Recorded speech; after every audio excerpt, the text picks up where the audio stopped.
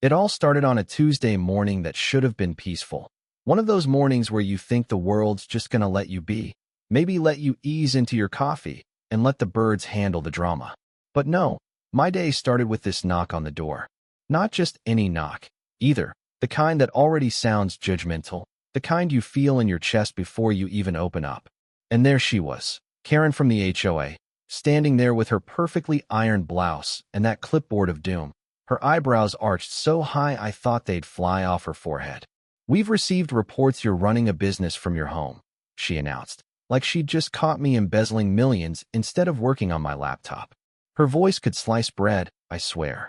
I just stood there, dumbfounded. Me, running a business? Sure, I'd done a little freelance work, the odd project here and there, but nothing like what she was implying. Not that it mattered. She wasn't looking for my side of the story. Karen's mind was made up before she ever rang the bell. Now, anybody who's lived in our neighborhood knows Karen's not exactly beloved. She's got a reputation. The self-appointed sheriff, the person who can't go a single day without finding something to tattle about. But she's also the first to play the victim card whenever things don't swing her way. I could see her scribbling on her clipboard, muttering to herself about violations and enforcement. It was almost comical, except it wasn't. Because in that moment, I realized, today, her target was me.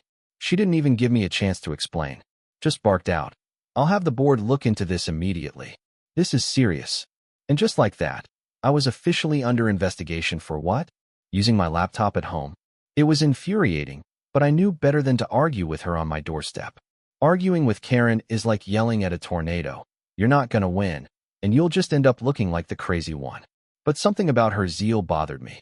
Karen was always eager to enforce the rules, on everyone but herself. The next few days were miserable.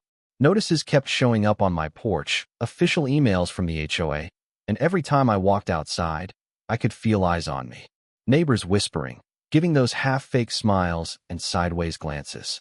It's wild how fast a rumor spreads, how quickly suspicion takes root, even among people you thought you knew. And then came the twist that flipped everything. One evening, walking past Karen's house, I overheard her husband on the phone in the garage, talking shop, making deals, shipping out boxes. Turns out, the guy had been running his own side business right out of their garage for months. No permits, no licenses, no HOA notifications, nothing. You know what I mean? The hypocrisy was almost impressive. While I was being accused of running a business, her own husband was basically operating a full-blown company out of their home. That's when the anger really set in. Not just because I was being targeted unfairly, but because the very person championing the rules was breaking them. Still, I knew confronting Karen directly would get me nowhere. She'd spin it into some personal attack, play the martyr, and drag the whole neighborhood into her drama. So I started documenting. Quietly, meticulously. I took notes every time I saw a suspicious delivery, snapped photos of the stacks of packages going in and out, kept a record of late-night activity in their garage. It felt sneaky, but I was way past caring about looking polite. I also started talking to other neighbors.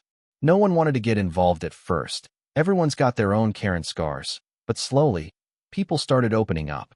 Stories trickled in about her husband's after-hours clients. The stream of business calls on speakerphone. Even a couple of big shipments that had everyone raising their eyebrows. All the while, Karen kept up her campaign against me. More notes, more emails, more pointed, friendly reminders. I dove into the HOA rules, too. Turns out, home-based businesses are allowed, but only if you jump through a mountain of hoops, permits, board disclosures, and no disruption to the community. Her husband? Breaking every single rule in the book. I'll admit, part of me wanted to go nuclear, just walk up and call her out in front of everyone. But I took a breath. Let me back up a sec, because the real goal wasn't revenge. It was to stop her from steamrolling the next neighbor, to let everyone see what was really going on. By the end of the week, I had a thick folder of evidence, dates, times, photos, even a couple of anonymous notes from neighbors who didn't want their names attached, but were fed up. The next HOA meeting was coming up, and I saw my opening. Walking into that meeting felt like walking into a movie. Karen was already there, flanked by her loyalists, looking as smug as ever. I took my seat, opened my folder, and waited for the right moment. When it came, I didn't waste words. "I've been accused of running an unauthorized business from my home," I said. but I think the board deserves to see what's actually happening in our community. You could feel the room tense up, all eyes suddenly fixed on me. I laid out my evidence, piece by piece, never raising my voice, never stooping to her level. I showed photos of Karen's husband's nightly shipments, the garage-turned office, the steady parade of deliveries, all against the backdrop of Karen's endless accusations against everyone else. It was undeniable. The rules were being bent, not by me, but by the very people enforcing them. For a second, Karen tried to bluster her way out, said the photos were misleading, that I was spying on her family. But every time she tried to wriggle out, another fact landed on the table. By the end, even the board members were shaking their heads. Karen's grip on the room was slipping, and fast. When the board chair finally spoke up, you could hear the relief in her voice. They promised to launch a formal review, not just of me, but of Karen's household too. The power dynamic had shifted in an instant. Walking out of that meeting was the most satisfying moment I've had in years. You ever feel like you've been holding your breath for weeks, maybe months, and finally you get to exhale? That was me. Word spread quickly, as it always does. The next day, neighbors who'd been giving me the cold shoulder were suddenly all smiles. A few even quietly congratulating me on standing up to Karen. And Karen? Well, let's just say her daily patrols grew a lot less enthusiastic. For a while, I kept waiting for the other shoe to drop, for Karen to find some new way to stir up trouble. And honestly, she tried. But it just didn't land the same. The board cited her husband for multiple violations, forced them to apply for permits, undergo inspections, even put their business on hold until everything was sorted out. Suddenly, the woman who'd made a career out of intimidating her neighbors was forced to answer for her own choices. The days that followed felt different. I could walk through my own neighborhood without feeling like I was being watched. I got my peace back. But the real twist wasn't just exposing Karen. It was seeing how many people had been quietly rooting for anyone, to stand up to her. Folks who'd kept their heads down before started to open up, sharing their own stories about HOA drama, about bullies who hide behind the rules, about the exhaustion of just trying to mind your own business.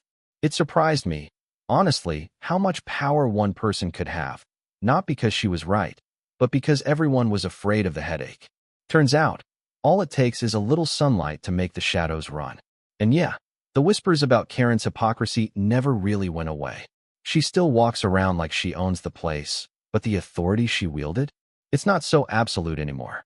If I learned anything from this whole mess, it's that standing up for yourself isn't about shouting the loudest. Sometimes it's about waiting for your moment, gathering your facts, and letting the truth do the talking. People like Karen bank on you giving up, on you just wanting the hassle to end. But the truth always has a way of sneaking through the cracks. So, here's my question for you. Ever dealt with a neighbor who thinks the rules don't apply to them? Or maybe you've got your own Karen story, just waiting for someone to listen? Drop it in the comments below. I read every single one.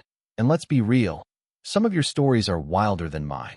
Smash that like button if you think justice finally caught up with Karen, and let me know where you stand, Team Truth or Team Chaos.